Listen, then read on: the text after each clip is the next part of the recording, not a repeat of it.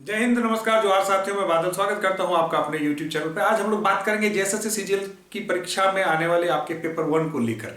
Paper 1 जो है सबके लिए कॉमन है, एक बराबर है, ध्यान दीजिएगा। और पेपर 1 को लेकर बहुत सारे लोग अब इस वक्त परेशान हो गए हैं, क्योंकि लोगों ने पहले उसको गंभीरता से लिया नहीं, और अब जो है एक आध सेट जब बना रहे हैं तो बहुत सारे लोग जो है परेशान हो जा रहे हैं। उनको मतलब उसमें नंबर जितना आपको क्वालिफाई करने के लिए नंबर चाहिए उतना भी लाने में परेशान पा रहे हैं, और इधर इनकी तैयारी अच्छी है तब वो उसको लेकर पैनिक हो रहे हैं कि अब क्या कर सके, कहीं फंस तो ना जाए। क्योंकि जब तक आप पेपर 1 में क्वालिफाई नहीं होंगे, आपकी पेपर 2 और पेपर 3 जांच नहीं होगी। तो इस बात को लेकर बहुत सारे लोग परेशान हैं। मैं आशा करता हूं कि आज की वीडियो आपको ईज करने में मदद आएगी, आपको जो है थोड़ा सा रिलैक्स महसूस कराएगी।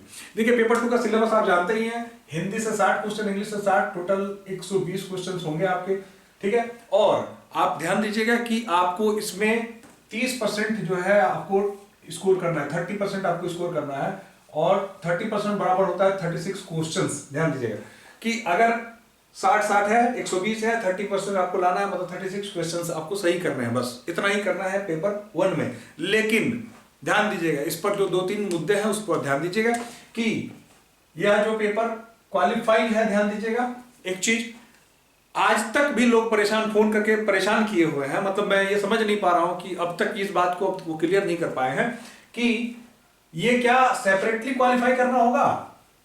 नहीं, उनका जवाब है नहीं उनके लिए। ध्यान दीजिएगा, आप चाहें तो केवल हिंदी से जो आप 36 क्वेश्चन सही कर दीजिए, आपका काम हो जाएगा। वही काम आप चाहे तो अंग्रेजी से कर दीजिए, आपका काम हो जाएगा।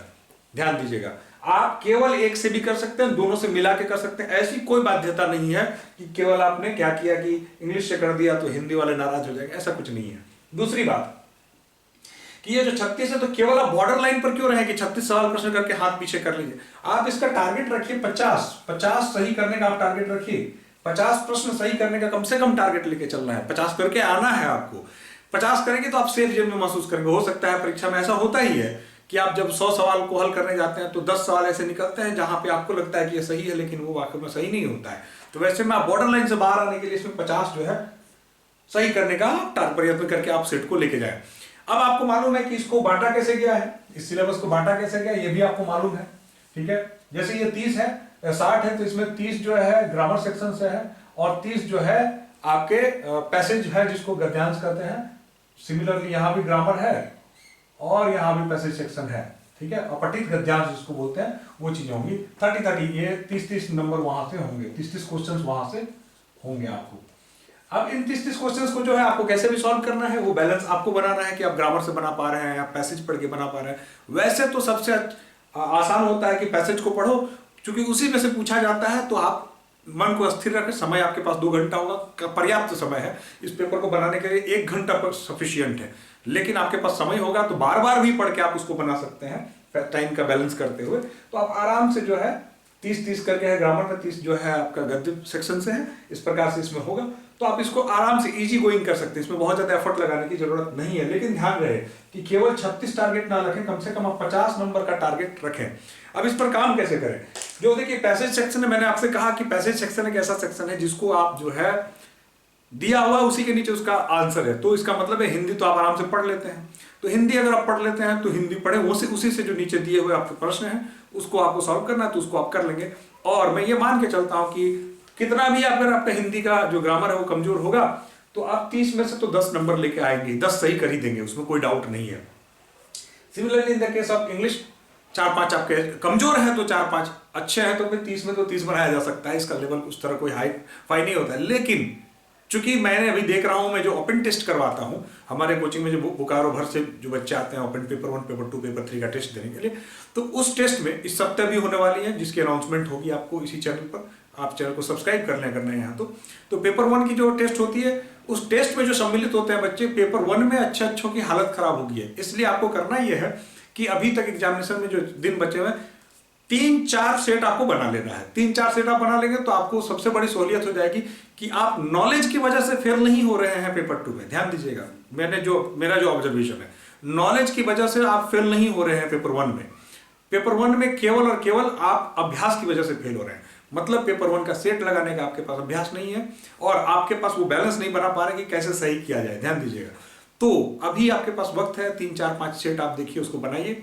और जो प्रीवियस अवेलेबल है उनको देखिए, बनाइए, और आप कोशिश करिए कि हल कैसे किया जा रहा है उसकी मेथड को आप सीख लीजिए, तो आपका ठीक हो जाएगा। इसमें आपको फेल होने की नौबत नहीं आएगी। ध्यान रहे, इसको बहुत हल्के में लेने की जरूरत नहीं है। यह आपको डिस्क्वालीफाई कर सकता है, ये आपको एग्जाम से बाहर कर सकता है।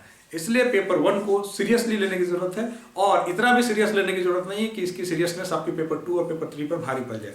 आप उसको उतना ही सीरियसली लें जिससे कि आप उसके पैटर्न को समझ जाए कि किस पैटर्न को उसको सॉल्व किया जा रहा है। मैंने आपको तोड़ तोड़ के बता दिया कि इस प्रकार से जो है आपके प्रश्न उसमें रहेंगे, आप वहां से हल कर सकते हैं। नो, इसमें नेगेटिव मार्किंग है, ये भी ध्यान दीजिएगा। ये भी प्रश्न था बहुत लोगों का, नेगेटिव मार्किंग इसमें है। नेगेटिव मार्किंग को ध्यान में रखते हुए एक चीज और ध्यान रखिएगा कि किसी में से भी अगर आप 30% नंबर ले आते हैं, इक्वल टू 36 क्वेश्चन सही कर लेते हैं, तो आपका काम हो जाएगा। केवल धैर्य बना के इत्मीनान से परीक्षा हॉल में आप बैठ के उसको देखें, ताकि आप फंस ना जाएं, आप जो है आप किसी प्रकार से जो है हड़बड़ा के चूक ना कर जाए, और केवल 36-37 बना के मत छोड़े। 50 टारगेट रखें कि 50, मिनिमम 50। अगर आपको आता है तो आप और बनाइए, मिनिमम 50 टारगेट रख के इस पर काम करिए, ठीक है। तो आप इन पे, और 50 है क्या, ये तो 50% से भी कम नंबर है, उतना का टारगेट रख के आप काम करिए, आप निश्चित जो है आपका काम हो जाएगा। क्योंकि जिनका हिंदी या इंग्लिश है पेपर 1 में, देखिए हिंदी या इंग्लिश पेपर 2 में, माफ कीजिए, पेपर 2 में जिनका हिंदी इंग्लिश है उन्हें तो कोई समस्या ही नहीं है, उनको तो किसी एक पेपर में वो पार लग जाएंगे।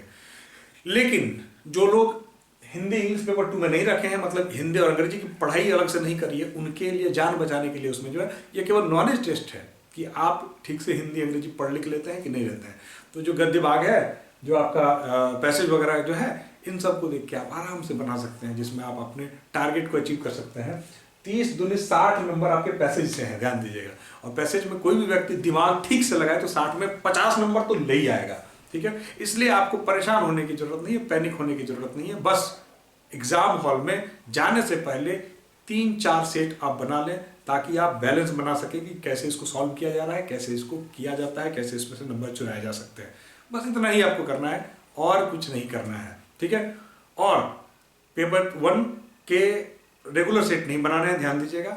मैंने कहा अब एग्जाम तक जो 15 दिन बाकी है, इस दौरान आप 2-3-4 सेट बना लीजिए, ताकि आपको अनुभव हो जाए। आधे घंटे में सेट बन जाती है, पौने घंटे में बन जाती है। तो आप सेट बना लीजिए, इससे अधिक आपको कुछ करने की आवश्यकता नहीं है। पैनिक होने की आवश्यकता नहीं है। पैनिक होकर, चिंतित होकर लोग ज्यादा गलती करते हैं, ठीक है। विशेष फोकस आपका अभी भी पेपर 2 और पेपर 3 में ही होना चाहिए, क्योंकि वो स्कोरिंग पेपर है, उसी से आपका सिलेक्शन होना है। ध्यान रखें, आगाह करता हूं, ये क्वालिफाइंग है तो इसमें भी नेगेटिव मार्किंग है, तो बैलेंस बनाते हुए आपको इसको हल करना है, ठीक है। तो मैं आशा करता हूं कि आप समझ गए होंगे, और इससे जुड़ी कोई क्वेरी होगी तो आप दिए गए नंबर पर फोन करके पूछ सकते हैं, मैसेज करके पूछ सकते हैं, या हमारे झारखंड पुलिस बैच में ज्वाइन करना चाहते हैं तो आप इस नंबर पर फोन करके पूछ सकते हैं। चैनल पर नए हैं तो आप इसको सब्सक्राइब कर दीजिए। जय हिंद, धन्यवाद।